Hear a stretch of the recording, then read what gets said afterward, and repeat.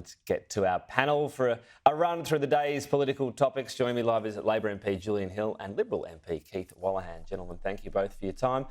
Why don't we begin on nuclear power? Keith, this is the top scientific body in Australia, CSIRO. It's already run the rule over small modular reactors. It says they'll be really expensive, large ones still very expensive, albeit not quite as dear, but $16 billion for the first one.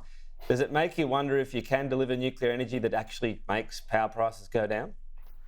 What we have done is start a conversation about a source of power that is throughout the world. In fact, so many of our peer economies use it, and they use it as a reliable, clean source of baseload power.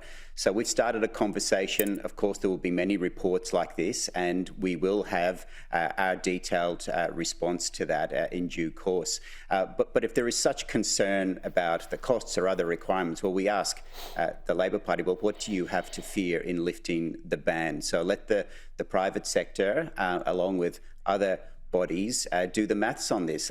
Let others do exactly what the CSIRO has done. Julian, on that prospect, so if we think of climate, and I know you've been someone very concerned about climate and emissions, if it's the biggest crisis, why not just be genuinely agnostic on energy? Nuclear is very low emissions. Doesn't look like it stacks up right now, but it might in the future. So couldn't you just say, sure, if it stacks up, then we'll look at it, we're not going to right now? Would that be a better response than sort of a bit of scaremongering on nuclear? Look, I like Keith, and this might wreck our reputations by saying so here on national television, but I do like Keith and we get on. But I feel really sorry for him. He's one of the least silly people in his party room. He's a lot cleverer than most of them, and he's got to keep coming on television defending this nonsense, this fantasy. Let's be very clear. Nuclear power, as report after report after report after report for years, for decades, has shown, is the most expensive form of new power in Australia. That's not a contested fact. Australia has the best renewable energy resources of any developed country in the world. This is not a policy. It's a distraction to cover up the fact that the Neanderthals and the nutters that populate the Liberal Party party room cannot agree on an energy policy. They were in government for nearly a decade. They had 22 energy policies. They couldn't agree on one of them. This is not a policy. I mean, Keith might want to reveal to us, are we doing small reactors 5 times more expensive than renewables and firming, or big reactors 3 times more expensive? How many hundreds of billions are they going to find to build these fantasy nuclear reactors that wouldn't come on till the 2040s? We would be mad as a country not to seize the advantages that come with the cheapest renewable energy in the developed world. I don't know. I mean, I could try to make Keith reveal that, but Pete Stefanovic will be back next week and say, "What happened to my panel? Keith's not coming on anymore." You're welcome to, Keith. Got one in Doncaster? I'll ask the next. I'm not sure. They tend to replace the coal-fired power plants, according to the plan, so they'll be where they are. Not if they're small, but anyway. Remember, the small ones don't exist. And can I just address that idea of the you're going to have one in this seat or that seat? Well, we are a big country that has a place for everything. We don't have defence bases in every seat. We separate where people live and where commercial enterprises are.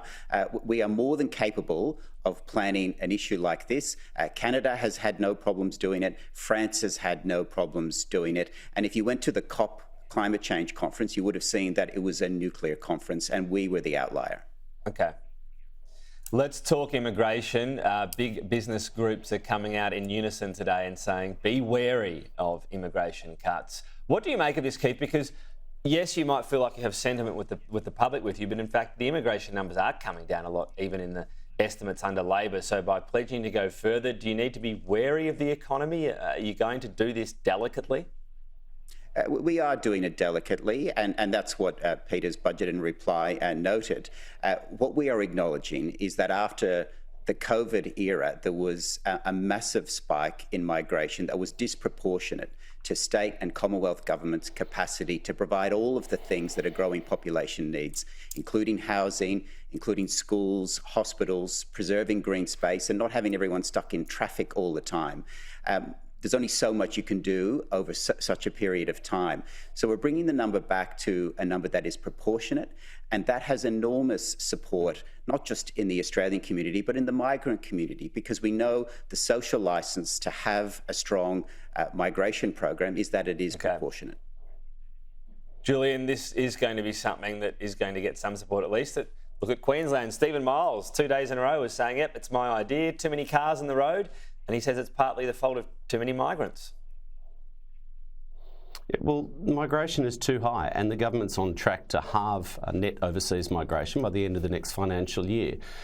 But it's striking, isn't it? The budget reply, there was nothing on cost of living, not a single measure, not a single shred of an economic plan, nothing on energy, just a fake cut to migration. The government is on track to halve net overseas migration, and what we've got from the Liberals is anger, negativity, trying to pick a fight. That's all they've got. But remember, you don't need to believe me.